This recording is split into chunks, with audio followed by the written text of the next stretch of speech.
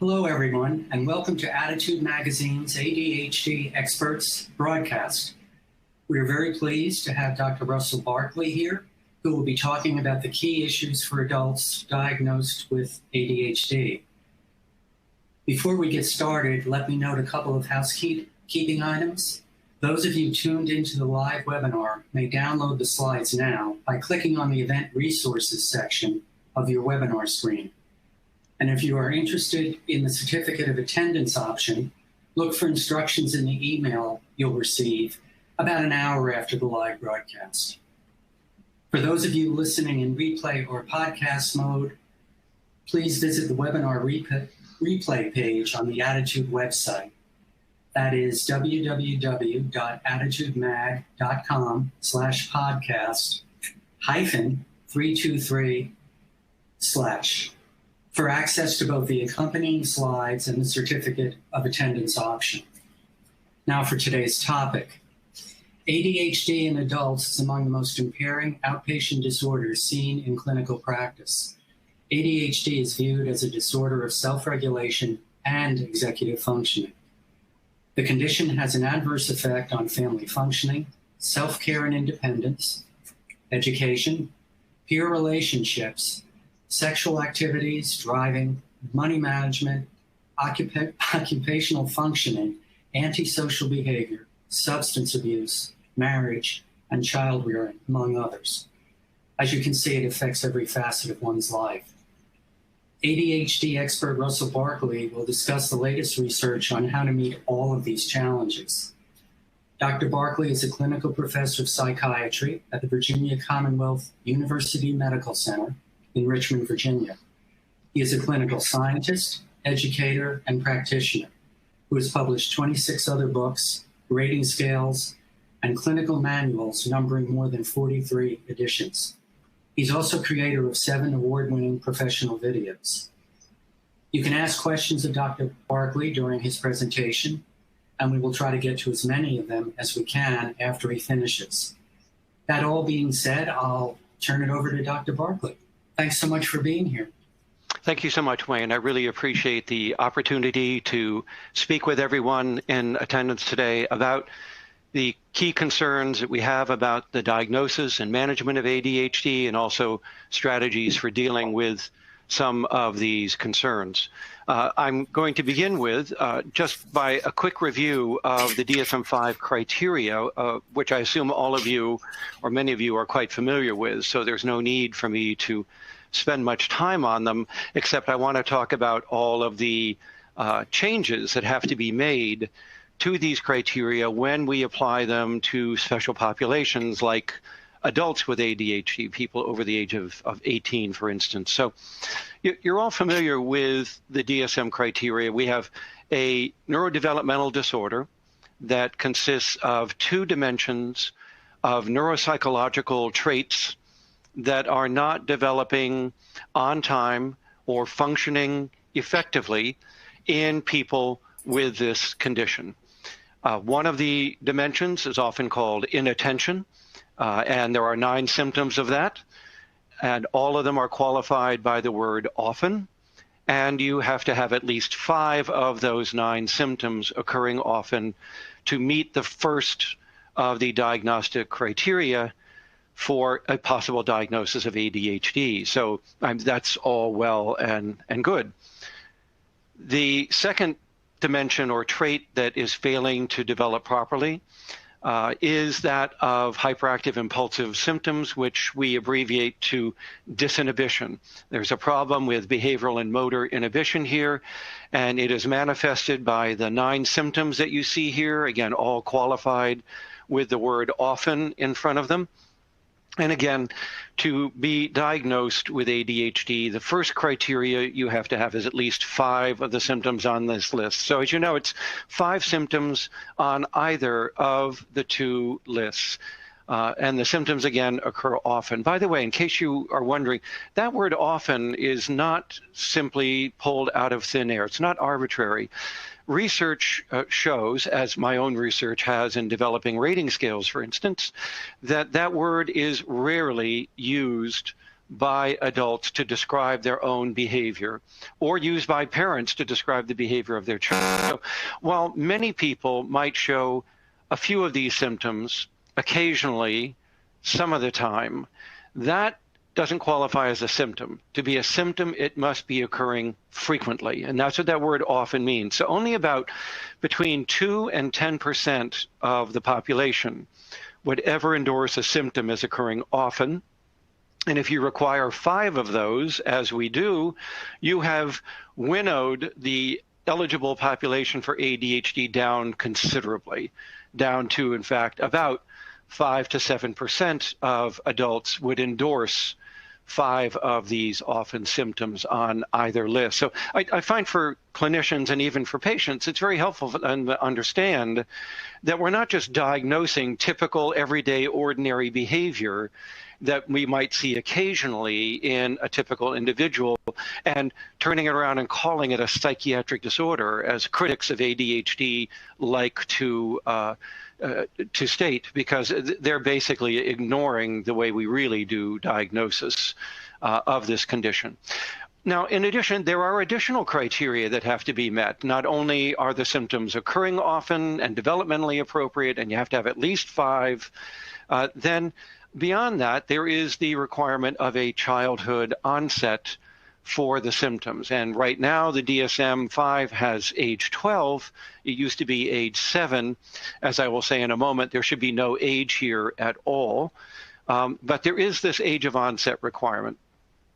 I have 2 comments about how we need to modify these first 2 criteria in order to make them more appropriate for adults. First of all, the DSM symptoms were developed on children and for children. That's their history. So going back to DSM-3 and 3R and even 4, all the field trials were done with children. So the phrasing of the items is intended for children. And therefore, when we try to extrapolate the use of these items into clinical practice with adults, some of them don't work well, such as can't play quietly or driven by a motor. Those are not the kinds of things that adults would necessarily endorse. And we had given the DSM-5 committee a variety of new symptoms that were better than the DSM at detecting the adult level of the disorder, but the upper level DSM committees did not allow the ADHD committee to include them, and therefore they didn't get in. So we're stuck with using children's symptoms that we have to torture in a way to make them applicable to adults. What they did allow the ADHD committee to do in the DSM is to create clarifications of a symptom and put them in parentheses after the symptom. And those clarifications are for teens and for adults. And, that's very nice. The problem was it was done at the last minute. There was no effort to actually empirically test any of these phrases that were being invented in a committee conference room whole cloth without regard for whether they really were clarifications of that symptom or were even related to that symptom, or whether they were indeed becoming new symptoms in the list. And so they weren't tested. And that's a big problem when you're trying to invent criteria for a disorder. And indeed, Dr. Laura Naus here at the University of Richmond and I completed a study earlier in the year that we presented in January at a scientific meeting in which we did go out and look at how well those clarifications pertain to their original root symptom. And the results were sobering and rather poor.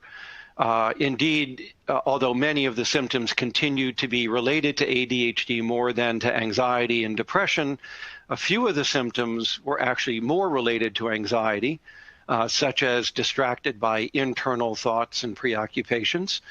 That became a very poor symptom.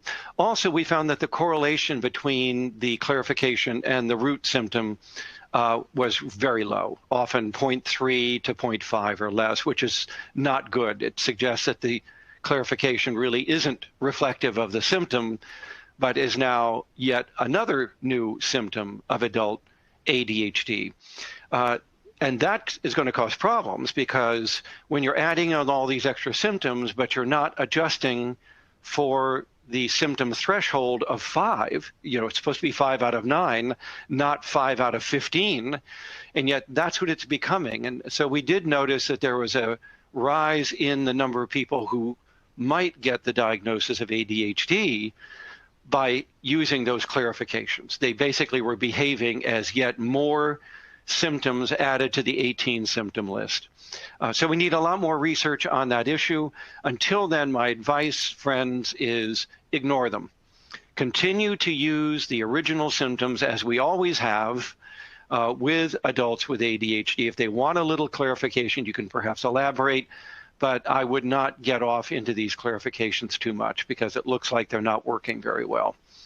Again, a clarification as well for me, or a modification that is look at that childhood onset of age 12. Now, nature does not respect a number like this. The onset of ADHD in people's lives occurs at any point in time. Usually, in 93 to 98% of the cases, it's before age 18 to 21 years of age. And that will capture just about everybody. Children, teens, even adults with ADHD often report the onset of their symptoms before age 18 to 21. There's still a small percent who don't, and you can have acquired ADHD. Let's say that you're an extreme sports athlete who skateboards a lot, has a lot of head trauma, and you're a young adult. You get enough TBIs, and you can develop a form of ADHD secondary to TBI. So we need to allow for the onset of acquired ADHD cases at any point in life, and understand that these could be taking place even in childhood or adolescence. So don't get all caught up in a number, 12, 7, 16. It's onset during development. That's what we're looking for. And that's good enough to identify legitimate cases of ADHD who otherwise will meet all the other criteria, but might not meet that one. Another point I want to make about that criterion is that the adults with ADHD, like parents of ADHD children, are terrible at recalling the age of onset of their symptoms. Absolutely abysmal. And we studied this in my longitudinal research, where we documented the onset of the disorder in childhood. We then saw these people every 5 years. And at age 27, we interviewed them again about their symptoms. We interviewed their parents about their symptoms. We asked again, when did your disorder start? And comparing those results to what we had 20 years earlier in childhood was frightening, because they were off by 3 to 5 years in their estimate, often reporting it far later than it actually was documented in the charts back when they were children. So, you can ask an adult with ADHD, when do you think your symptoms began? They can tell you when it was, add 3 to 5 or subtract 3 to 5 years from that. And that's when the symptoms really did begin to occur. So this whole issue of age of onset is a tempest in a teapot. It needs to get thrown out. Onset during development, as best as the individual can recall, good enough. It's not really a symptom we want to, hang our hat on for diagnostic purposes. And of course, the rest of the criteria. The symptoms have to occur in several different situations. There has to be significant impairment. No impairment, no disorder. I don't care how many symptoms of ADHD you tell me you have. If by history we can't find any evidence that you have experienced impairment, except perhaps taking a high-stakes multiple-choice test to get into law school or medical school, you don't have ADHD. Taking high-stakes exams to get into university is not a major life activity, and that will not qualify as impairment. We're looking for domains: occupation, education, financial, driving, marriage, cohabiting, raising children, and so on. Your health and well-being, substance use, criminality. These are major domains of life. And we want to see at least one or more of them reflective of impairment, that you're having trouble functioning, and it shows. Now, how much impairment, how much ineffective functioning is enough? And the threshold for that is when the environment kicks back. That is when we start to see negative or adverse consequences occurring because of your behavior. So were you retained in grade? Were you kicked out of school? Did you get special education? Did you lose your driver's license? Have you had difficulties with promotion relative to your career path and your IQ and so on? We want to see that there have been adverse consequences, the environment kicking back for there to be impairment. Now the DSM, which I think is laudable, now requires corroboration of self-reports through another source. And that's very important because ADHD adversely affects self-awareness, and that leads to people underreporting their symptoms and impairment, and therefore we want to check it out against the reports of someone who knows you well, parents, siblings, partners, somebody who really has spent a lot of time with you. We also want to check it out against your archival reports, your educational record, your work record, your driving record, perhaps your criminal record. Are any of these reflective of symptoms and impairment? And so we want to make sure you're impaired, and we want to corroborate it through other people. And then, of course, the rest of it you already know. We exclude other disorders that might explain the symptoms. Inattention is seen in virtually every psychiatric disorder. So for somebody to say that they're experiencing problems paying attention is of no diagnostic help. We want to know the kind of inattentiveness, where it shows up, and so on. ADHD is very much a disorder of persistence toward goals, the inability to sustain action toward goals, assignments, tasks, toward the future in general. That's a very special kind of attention granted to us by our frontal lobe, and that is what people with ADHD struggle with, along with, of course, being distracted by goal-irrelevant events around them when they're pursuing a goal. So it's goal-directed action and persistence that we're looking for beyond just being inattentive, because anxiety disorders produce inattention. Depression certainly does, as do other disorders. So make sure that when you rule out another disorder, you're ruling it out as an explanation for the problem with persistence toward work, toward goals, toward tasks, toward future events. I can't sustain action over time. I can't resist distractions that surround me, and this has been a chronic problem for me dating back to childhood or adolescence. Now, you know that the DSM-5 got rid of subtyping. Hallelujah. There are no subtypes of ADHD. There never were. All the differences we found between the earlier subtyping were simply reflective of the fact that some people were more inattentive and some people were more hyperactive, but there was nothing meaningful in those subtypes, nor were they qualitatively different. Indeed, it was very common for children to go through all subtypes in growing up with ADHD. So now they're just presentations. They're simply meant to reflect the relative degree of severity of the two symptom lists at this point in time. And they are meant to convey nothing else besides that. They're just a descriptor. So that said, let's get rid of this idea that there are kinds of ADHD, types of ADHD, and also that there's some peculiar adult onset form of ADHD. Because as I said, even those papers turned out to be flawed because they didn't take into account that self-reportive age of onset is horrible and unreliable. And when you take that into account, then you're not really studying anything of significance there. Now, that's how the DSM looks at ADHD, and those are the kinds of adjustments we need to make to our criteria, understanding as well that ADHD interferes with more than just attention and inhibition. It interferes with the whole fleet or swath of executive functions that go along with ADHD and are part of our frontal lobe executive network. And you can see that now when I describe for you adult ADHD. As a clinical researcher, looks for it and listens for it in interviews with patients and looking at other methods like rating scales and corroboration with others. What are we looking for? Well, we're looking for the problems with what we call executive functioning. That's what the inattention symptom list reflects. And these are known as metacognitive functions. And what are they? I've listed them already. Persistence over time toward goals, tasks, and the future in general. The person with ADHD is time blind.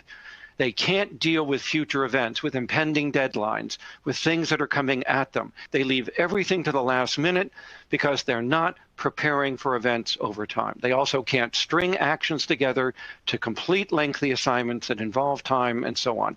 So persistence is deficient. Coupled with that, less able to restrict responding to distractions around them that are goal irrelevant. They have nothing to do with the task or the goal that you're pursuing. Now, oftentimes we will all be distracted from a goal that we're pursuing. We have to deal with that, and then what do? We go back to the task that wasn't finished. Task re-engagement following a distraction is not a function of attention. It's working memory. The frontal lobe grants us the power to hold in mind information actively, consciously, that we are using to direct our behavior over time. And that is what working memory is. It's remembering to do goals, steps, and progress, and keeping that in mind. It's what you lose after about 55 to 60. It's what I've been losing for over a decade now. And that is, I can't hold in mind my intentions, what my goals are. I could go out to the mailbox to get the mail and find that I'm pulling weeds, reading the paper on my sidewalk, taking the trash can back behind the garage, chatting it up with a neighbor I see on the sidewalk, and I never got the mail. So that's working memory. Having ADHD is a lot like being old times 10. Your working memory is shot, and you can't keep in mind what you're doing. And when a distraction occurs, it shatters your working memory, and therefore you can't re-engage the incompleted goal following a distraction because it's not there anymore. You're now skipping from one thing to another, with the now leading you along by the nose. Wherever the now is going, that's where they go. That's what I'm listening for. Okay, and that's impaired working memory. And the forgetfulness item in the DSM sort of reflects that. So what are we seeing? We're seeing problems with persistence, resistance to distraction to external events, failure to re-engage tasks following distraction, and in general, difficulties holding information in mind that is supposed to be needed to guide us over time. That's the attention problem that ADHD is producing. And when we listen for the inhibition dimension, we are listening for impulsivity that cuts across a variety of brain functions and modalities. Excuse me. First, there's the motor inhibition. In children, of course, that's the hyperactivity, but that declines markedly with age, so that by adulthood, it's more reflected in seat restlessness and in an internal subjective feeling of being restless and needing to be busy. But adults aren't climbing on furniture, sliding down banisters, tearing around classrooms the way hyperactive children are likely to do. So my advice to you is don't weight the motor impulsivity quite so heavily with adults. We found it was of no value in separating adults with ADHD from other disorders. So hyperactivity is not a big deal anymore.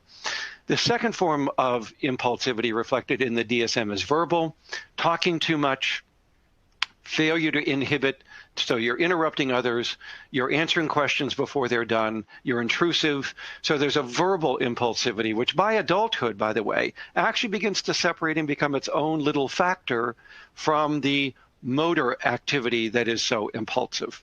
Probably because the motor activity is developmentally declining and more characteristic of young children, whereas the verbal impulsivity is gaining with time, so to speak, and becomes more differentiating of the adult with ADHD. But now come three kinds of impulsivity that we see that aren't mentioned in the DSM at all. We tried to get them in when DSM-5 was being modified, but didn't happen. They got thrown out by the upper level committees and they're not there. But clinically, they're there and you need to listen for them.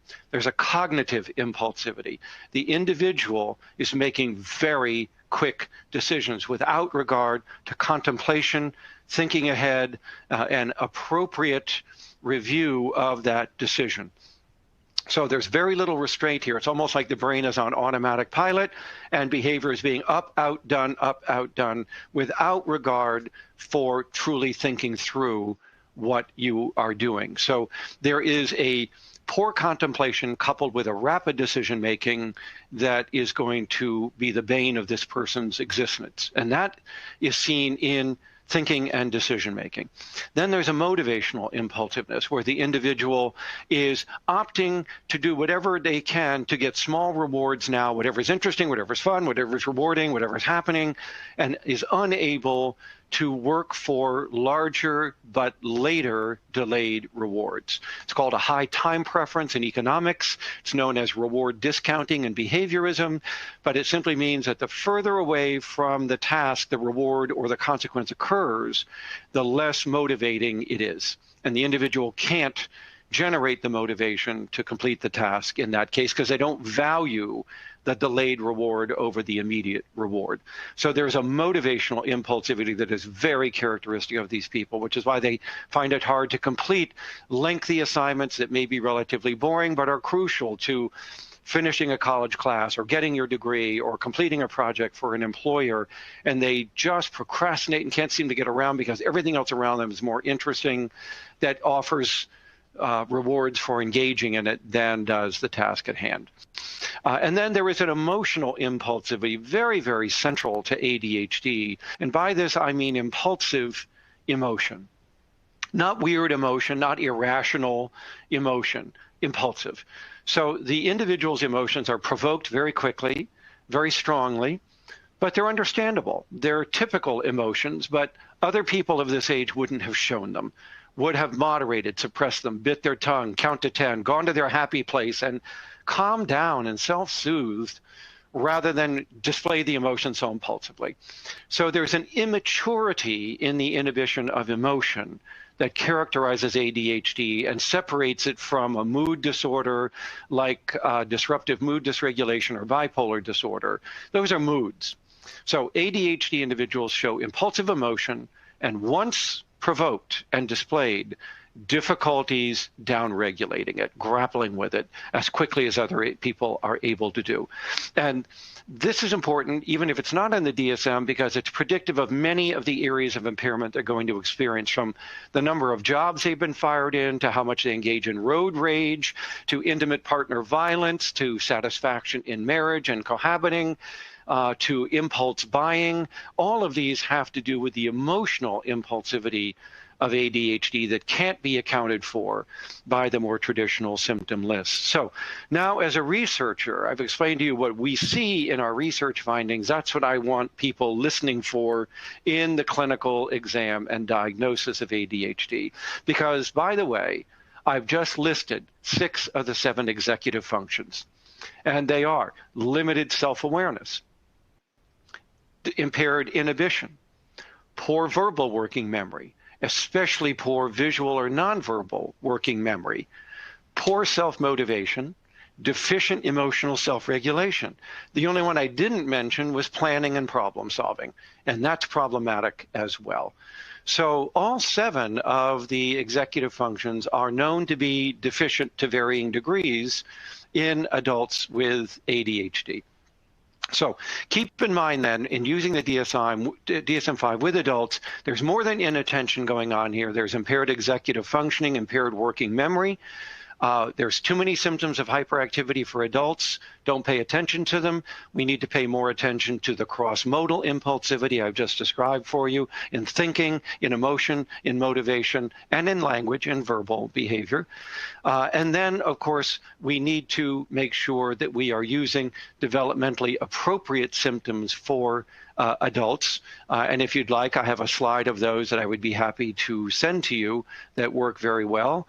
And then we want to make sure that the cutoff, the age of onset, as well as the threshold for symptoms is not being adhered to dogmatically and religiously. I told you age 12 doesn't matter. Onset during development is good enough unless there's a clear-cut neurological event after which the disorder developed, and then it can develop at any age. And then, of course, we want to make sure that instead of using 5 symptoms as the DSM recommends, all of the research that has been done, my work, Steve Ferrone, Joe Biederman, and Jan Butelaar in Holland and others, shows that the magic number is 4. 4 symptoms of ADHD is sufficient to make you developmentally inappropriate, not just 5. So if you hit 4, that's good enough for a diagnosis. Remember that the cutoffs are based more on boys than girls because there are more boys in the field trial. So you always want to be using rating scales that compare girls to girls and boys to boys, or in the case of adults, men and women to their respective sexes when we evaluate the scores on the rating scale. And then, as I've said, the age of onset is problematic. So, okay. Now, another way of thinking about adult ADHD I find helpful clinically is to keep in mind that executive functioning is not about knowing things. It's about using what you know for effective performance in life, for social, occupational, educational effectiveness. So the back part of your brain, as you see here, is the knowledge brain. That's where we learn stuff and we store it, okay? No big deal. ADHD does not involve that part of the brain for the most part, all right? And that's not executive functioning either. But the front part of the brain is where we take what we know, activate it, hold it in mind, and use it to guide behavior and performance. It's where we show what we know. So ADHD, in a sense, functionally disconnects these two pieces of the brain, so to speak, these two simplistic systems, so that knowledge isn't guiding performance. What you know is not coming forth to be held in mind to do what you know already you need to do. There are some implications of this. Number one, people with ADHD are as smart and knowledgeable as anybody else. They're not stupid. So the idea that ADHD arises from simply not knowing how to behave, not knowing time management, not knowing how to organize ourselves, for instance, not knowing how to inhibit, that's just foolishness, right? So people with ADHD don't have a knowledge deficit. What they have is a performance deficit. They can't use what they know. So the implication of that then is that when we're working with them clinically, we're not going to spend a lot of time going over knowledge. Here's how to manage time. Here's how to do this, and give them all these little lists of things that they need to do. They're not going to do them. They're going to tell you how great they are. They're going to tell you this is what I need to be doing, and then it's going to be ignored under the car seat. The dog's going to eat it. It's not going to matter because the problem was never knowledge to begin with, right? It's using what you know. And to do that, all treatment has to be at that point of performance, change that point of performance, add in the structure, the scaffolding, change the accommodations, change the expectations, and then the person performs what they know. That's what we need to do. So addressing ADHD, unlike a learning disability or autism or intellectual disability, is not about teaching skills, knowledge, and how to do stuff. It's about getting them to use that stuff out there where it matters. That's the hard part. That's why ADHD is so difficult sometimes to deal with, because it doesn't involve knowing. And it's what really ticks people off about adults with ADHD. How come you know how to do this, but you don't do it, right? I don't see it in your everyday performance. And then we start getting into moral interpretations of behavior. You're just a layabout, lazy ne'er-do-well. The adult with ADHD buys into that, so we see demoralization, dysthymia, I'm a failure, I have no willpower. And, you know, everybody's interpreting this as a willful choice, when in fact it's a classic illustration of an executive failure. The knowledge doesn't control the behavior. So keep that in mind when you think about ADHD clinically and when you're evaluating people, or if you're an adult with ADHD listening to this, because that's the heart of the matter to me, right? It's a performance disorder, not a knowledge or skill disorder. And the best ADHD coaches, as well as the best therapists like Mary Salanto, who's developed her own executive functioning training program, and Russ Ramsey at UPenn, who has his as well, they all focus on that issue. And that is changing points of performance to help you show what you know, to perform effectively.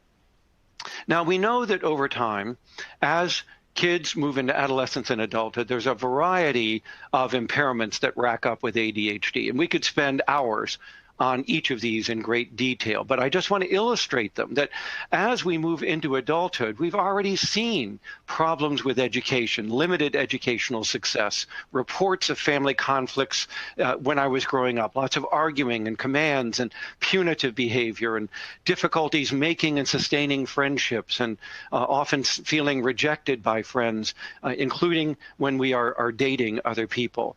We're going to hear complaints in about 40% of people of increased antisocial behavior, of lying, of stealing, of reactive aggression, and so on. And of course, adults with ADHD often look back and talk about their adolescent and adult years with excess use of substances, particularly nicotine, alcohol, and marijuana are the most commonly used to excess, if not abused to the point of a formal substance use disorder diagnosis. We often see a pattern of risky sex, starting sexual activity earlier, having more partners but less time with each partner because the relationships would burn out, of not using contraception. So 40% of ADHD children, as a father or a mother, will have been involved in a pregnancy and even a birth of a child at a very young age, below 19 years of age, as well as increased risk for sexually transmitted disease. Accidental injuries are 2 to 3 times more likely in people with ADHD across the lifespan, leading to a marked increase in early mortality. Children are twice as likely to die by age 10 from accidents. ADHD adults are 5 times more likely to die by age 46 than others, so that this is a cross the lifespan risk for them. And then, of course, as they get older, the risk of suicide attempts becomes problematic too. And then driving. Oh my God, driving is so bad that it actually could be an official symptom for adult ADHD, and that is excessive speeding with a motor vehicle, leading, of course, to increased crash risk, increased citations and speeding citations in particular, and so on. So now they're entering adulthood, and we should be hearing occupational difficulties, trouble working independently of supervision, changing jobs impulsively, being fired more often, and of course not earning as much as other people of the same status and education and time in the workplace. And this leads to financial difficulties, excess use of credit, failure to repay loans, utilities being turned off, credit ratings that are lower than typical. Those are the kinds of outcomes or consequences we start to hear. I've already mentioned the health risks that link up with ADHD, specifically twice the rate of obesity, increased risk of coronary heart disease. We've talked about accidental injury already, suicide. Women have an increased risk of bulimia or binge eating disorder because of their disinhibition around food. Of course, more sedentary activity, less exercise, poorer overall health by adulthood. This has become a very big area of concern now, suggesting that adult ADHD is a public health disorder, not just a mental health disorder. And then, as I've already mentioned, problems with cohabiting with others, with intimate partner relations, and even an increased risk for intimate partner violence. So now, all people with ADHD don't experience all of these difficulties, of course not, but they are more likely than typical people to experience them, and may experience them more often than other people do. So again, we're listening not just for symptoms, but the consequences of those symptoms as they play out in life. This slide should illustrate for you why we know ADHD is among the most impairing outpatient disorders that we have to deal with. Depression does not create that swath of multiple impairments across multiple domains to that degree that we see. Neither does anxiety, neither does learning disorders, and so on. So the kinds of disorders we might commonly see in an outpatient clinic, ADHD is one of the most problematic in terms of impairment. Now, over 80% of adults with ADHD are going to have a second disorder, over 50% of a third disorder, so comorbidity is very high in adult ADHD. I want to thank Sandra Cooey, my good friend in Holland, for letting me use this slide illustrating the comorbid disorders that go with ADHD. And time doesn't allow us to go through them, but you can see that, of course, there are those related to impulsive and disruptive behavior, such as oppositional behavior, conduct problems, antisocial behavior, antisocial personality, borderline personality, and so on.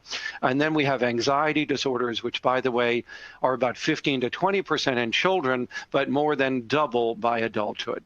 research shows the longer adult ADHD goes untreated, the greater the likelihood an anxiety disorder is going to be coexisting with it. Social anxiety being the most common, but of course that's the most common anyway in adults, and then generalized anxiety. We have problems with sleeping occurring in about 40% of our adults, just like we saw in children. This can be obstructed sleep, restless leg syndrome, frequent waking, early rising, generally leading to inefficient sleep and daytime tiredness. Learning disabilities occur in 35 to 50% of adults with ADHD, which is why they have to be screened for in the evaluation of ADHD. Those are separate disorders. They're not the result of the ADHD. They're independent of it. It's not to say that ADHD doesn't interfere with schooling. It certainly does, and with comprehension, and with motor coordination and handwriting and productivity and so on. But it's not creating a reading disability or a math disability or a spelling disability the way that the specific LDs are known to do. Substance use disorders I've already mentioned as being problematic, becoming more so by young adulthood than even by adolescence. And then, of course, about a 25% risk for dysthymia or major depression, much lower risk for bipolar disorder being about 4 to 8%, still higher than typical, but not much higher than we would see in the general population of about 2% as well. So a big array here of psychopathology, of comorbid disorders occurring in adults with ADHD. Now, why is that important? Because you're going to have to treat that comorbid disorder in addition to whatever the treatments we are going to use with the adult with ADHD. So it complicates matters. And in some cases, the second disorder may actually affect decision-making about treating the ADHD. For instance, as with an anxiety disorder, one might find that one might want to use a non-stimulant before a stimulant if there's a major anxiety disorder present with the ADHD. If there's major depression, we would want to treat the more impairing of the two disorders first and then return back to treat the less impairing of the disorders. That's just an example of how comorbidity might affect decision-making around treatment.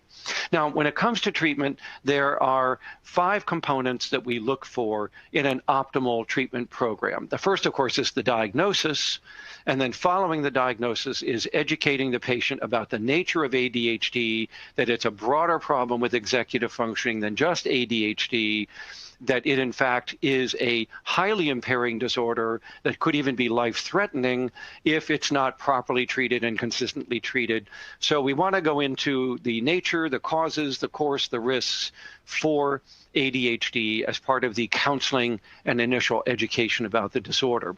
Following that, in my opinion, 70 to 80% or more of adults with ADHD are going to need to go on medication, either stimulant or non-stimulant, if they have at least moderate to severe ADHD and experience impairment, then medication is going to be necessary. And the reason that we go to that so strongly as step 3 in our package is that the medications are the most effective treatment we have, bar none. So it doesn't matter whether we're going to compare it to behavioral treatments, cognitive behavioral, executive function training, coaching, and so on, mindfulness, meditation. None of them are as effective as medication. They're about 1/3 as effective in terms of degree of improvement and percentage of people who respond to them. So that is why we start with our most effective treatment first. And for most adults with ADHD, that's going to be the medication. And you all know that we, of course, have several stimulants, the methylphenidate and the amphetamine compounds. We have multiple delivery systems, from pills to pumps to pellets to patches to prodrugs to liquids to gummies to delayed onset that you take at night and activate the next morning. All kinds of new delivery systems out there to help us get these medications into the body, keep them in the body for a long enough period of time to provide coverage and effective management of the symptoms. And then, of course, we have the non-stimulants, atomoxetine, guanfacine XR, clonidine XR, that might be used instead of or in addition to the stimulant medications. So medication is usually a mainstay of our treatments with adults with ADHD because they can reach out and affect functioning in the community across a far larger part of the day and far more situations than we are able to design psychological therapies to address. Then we come to modification, and this is behavior modification, where we are trying to change the behavior of the patient in order to reduce their impairment. This is where coaching can come in. This is where cognitive behavioral therapy for executive functioning deficits comes in. There's 3 such programs that have been tested in research. Mary Solanto's book on cognitive behavior therapy for adult ADHD is very good. Russ Ramsey has his 2nd edition out with Anthony Rothstein, also a CBT approach to adult ADHD. Earlier, Steve Safran, who no longer works in the ADHD field, developed his cognitive therapy program for adult ADHD. So they're all out there. They all have little manuals that can teach you how to implement them with adults with ADHD. So these are supplements to medication. Most of the developers require the patients be on medication to benefit from their therapy. Mary says that sometimes she'll work with people who aren't on medication, but clearly recognizes that medication makes you available for training and for learning. And then, of course, coaching can come in here to help with ADHD, to carry out these plans and programs throughout the week through frequent contact through social media with the patient to help keep them on task, keep them on their goals, work with them if they need help with emotional control or goal setting or time management, and basically become like a proxy frontal lobe to the adult patient through the coaching system. So I certainly recommend that as well. There's some promising work going on mindfulness meditation by Lydia Zylowska at UCLA and her colleague John Mitchell at Duke. They've just published their own book on mindfulness-based methods for working with adult ADHD. I think it's going to be most useful for the emotion regulation and stress of ADHD. I can't imagine how mindfulness would benefit time management, but it is being tested now. There are promising results from the early studies. We need better studies, more rigor, but there might be something there as an adjunct to the other psychological treatments like coaching and CBT, as well as medication. And then finally, the 5th component of an optimal plan is making accommodations in the environment or the workplace for people with ADHD. And what all that simply means is we need to alter the environment, change the physical environment so the person is better able to work in that situation. For instance, breaking work down into small units, doing smaller units, take a 1-minute break, then do some more, then take a break, is an accommodation. It's not changing the disorder. It's not modifying the person. It's making it more likely that they will succeed. So we've already talked about these various treatments already. I just list them here for your own edification. In explaining ADHD, I like to talk about it as the diabetes of psychiatry, which is simply an analogy that people can remember the 5 components, that it's diagnosis, education about disorder, it's medication for the disorder, it's modifying your behavior, and then making accommodations around you. We do that for diabetes. We need to do that for adult ADHD. And then the medications I've mentioned, the counseling of the adult, getting them to own their disorder, buy into it, as Adam Levine describes in his wonderful video on YouTube, that he made for one of the pharma companies. You've got to own your disorder if we're going to get you committed and being a stakeholder in the treatment plan. Otherwise, you're not going to do what we ask you to do. And then, as I mentioned, cognitive behavioral therapy, adult coaching, environmental accommodations.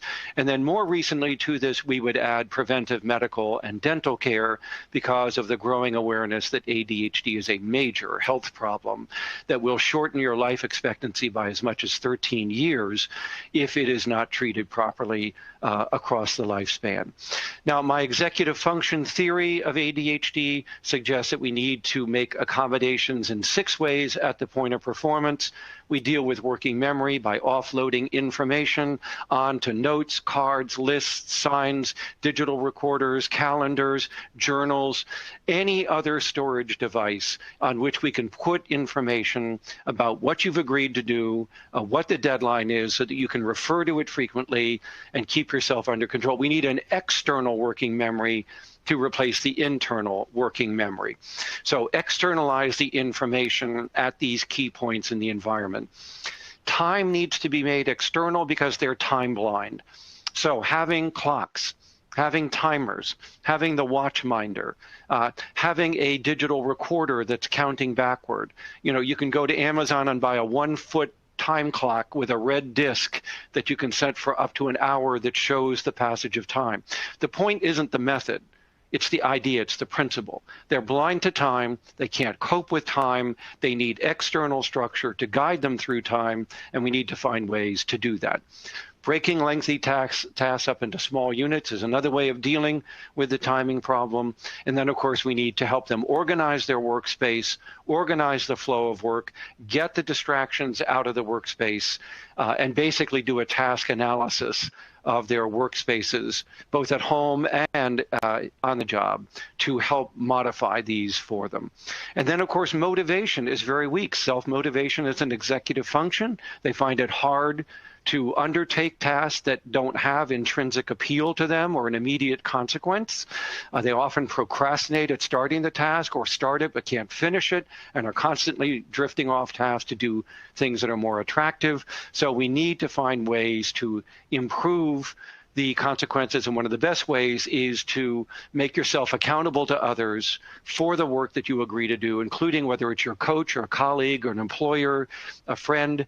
You need to make yourself accountable frequently to others to increase the consequences for getting your work done. And then I like to think that we can deal with the planning and problem by helping to make it more manual, putting it in your hands. You know, I often teach this to teachers by saying, if you're going to do arithmetic, you need to have a number line. You need to have a pile of marbles here so that the child can use their hands as part of the problem-solving process. I think that's why more adults with ADHD enter the trades than we see in other people. It's not just because they often have less education and find advanced education more challenging, but it's also because they find it more enjoyable, more interesting to be working with problems that involve their hands, whether it's carpentry or whether it's masonry work or art or performing artists or that sort of thing. Working with their hands to solve problems and invent things, they often find to be very rewarding. And then, of course, we have to help them with their emotion regulation problems, and often that includes the medications can help with that. Some mindfulness training might help with that, as John and Lydia are experimenting with, and then teaching them about situational avoidance of places where they're having problems. I want to leave you with just a list of what I think are the requirements of a job if it's going to be ADHD friendly. I've already mentioned a number of these things, so you can get the slides from the presentation and have a look at these requirements. But the sorts of ADHD friendly occupations that include those kinds of modifications you see here. And it's no surprise that we find adults with ADHD self-selecting into these kinds of occupations more than other people would, whether it's, you know, physical education or sports, even professional sports, whether it's performing arts, whether it's sales or the culinary arts, trades, construction, or just being self-employed, owning the car wash, owning the pizza parlor, owning the landscape business.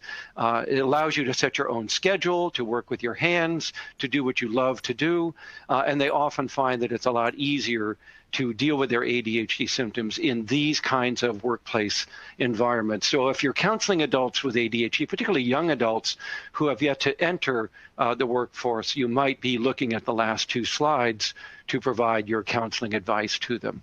So I hope in this short seminar that you have learned about adult ADHD, that it is a disorder of executive functioning, not just attention, not just inhibition, that it cuts a wide swath through all 7 executive functions, leaving the person with difficulties with self-awareness, working memory of both types, self-motivation, emotion regulation, planning and problem solving, and so on, and that we are going to have to deal with those. So the rest of this obviously makes sense, but I do want to emphasize that ADHD is the most treatable psychiatric disorder we know of. It's a very rewarding specialty to be in because so many people respond so well to the variety of interventions that we have available, and you just don't see that in other psychiatric disorders like we see it here.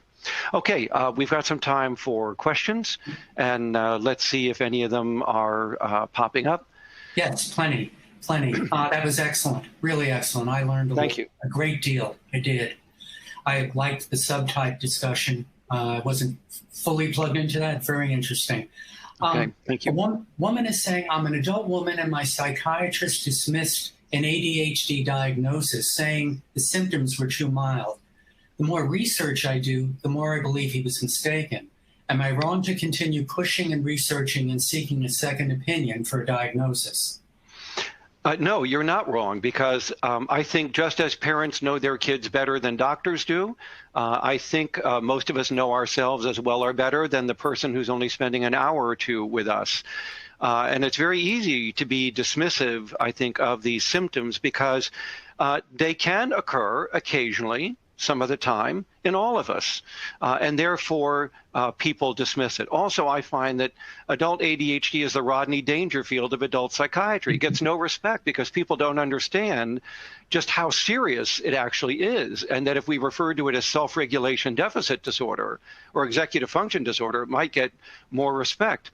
Also, I find that the clinicians aren't probing for these additional executive deficits that are much more prominent in the adult, the time management problems, the self-motivation problems, the emotion regulation problems. They're just looking at that little simplistic child-focused DSM-5 list, which may well be minimal by the time you get to adulthood, particularly the hyperactivity. So no, I think you need to see somebody who's going to use a more thorough interview, looking at executive functioning, using not only an adult ADHD rating scale that's DSM-5 based and has norms for women, but also an executive function rating scale that has norms for women, that is going to show how pervasive your problems are beyond this, petty little ADHD DSM-5 symptom list that some clinicians might be wedded to. So I would not take no for an answer at this point, particularly given that many adult psychiatrists are not well trained in diagnosing adult ADHD right now. And I would continue to pursue this, perhaps going to a specialty clinic or a specialist in adult ADHD who is has a lot of experience, well recognized. You can go to the apsard.org website. APSARD is the American Professional Society for ADHD-related disorders. A lot of people are listed there, and they may be able to guide you to a clinician near you. But I would not give up. Mm-hmm. In this era of COVID, several people have asked, is it effective to be diagnosed remotely? Can it be done? I think it can be done. I think, first of all, let's understand that don't worry about the fact that we're not doing neuropsychological testing of executive functioning. As I wrote in an editorial a year ago, that's useless. That is of no diagnostic value. So the fact that I can't test you for executive functioning, to me, is a non-starter.